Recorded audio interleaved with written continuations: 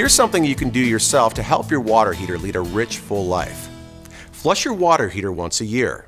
Why? Calcium, rust, and sand collect in water heaters. This means they have to work harder to heat water. Flushing removes this sediment. Here's what you do. First, turn your thermostat to the vacation setting.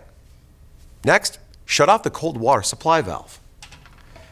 If you're not sure which is the cold water supply, look for the words cold water stamped on the top of your water heater. Now connect a garden hose to the drain. Open a hot water faucet somewhere in the house. Finally, place the other end of the hose in a floor drain and open the valve. Let all the water drain out of the tank. When you're all done, close the valve and disconnect the garden hose.